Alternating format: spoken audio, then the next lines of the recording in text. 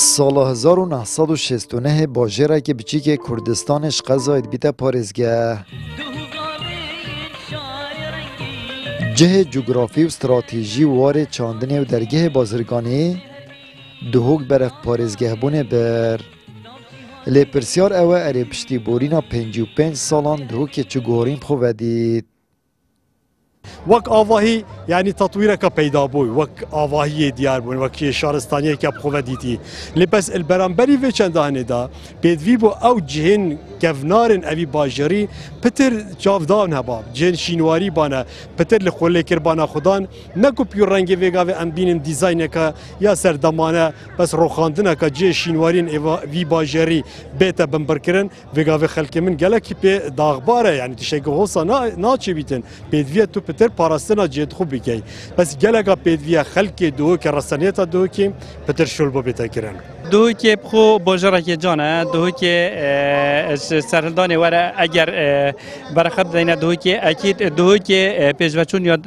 خوب دیتی لی اگر تو پارزگاه دو که گل پارزگاه حوله و سلیمانی خبر بکی نخیر از بجمنت چه بود که نهاتی کردن و گلک شیا کمتر جی بود که هاتی کردن لی پدویا باید 2 جارا و 3 جارا هنت هات بنا کردن اوانو کت دیدن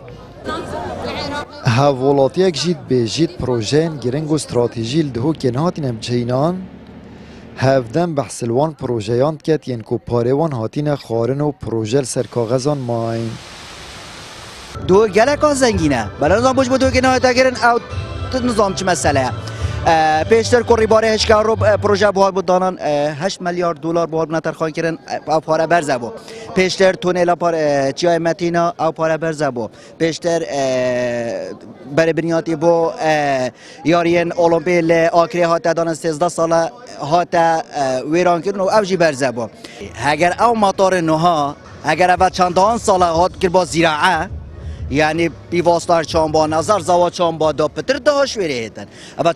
چندهان ساله پروژه فروخانانی و دولتی ها پارزگاه دو که همه هرچه بحث نینه امزام سبب چیه؟ اتهامین کرنوالا پارزگاه بونا دهو که جدا شانده که مالبند دهو که کمالا دادگری کردستان به شکداری کرد اموک مالبند دهو که کمالا دادگری افرو بجدار بویند کرنوالا دهه یا 55 سالیا دا پارزگاه دهو که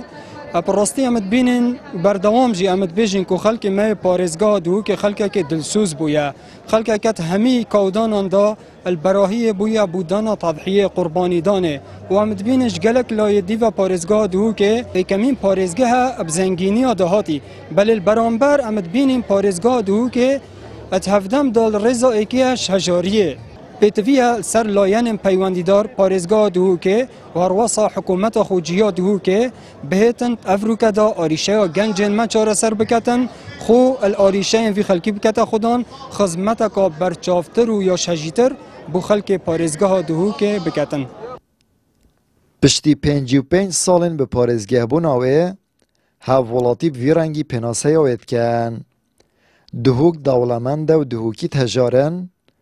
گنج بیکارن و هاولاتی جیج دست خیرانات نالن آمد ریفکانی کنال آسمانی پیام دهوک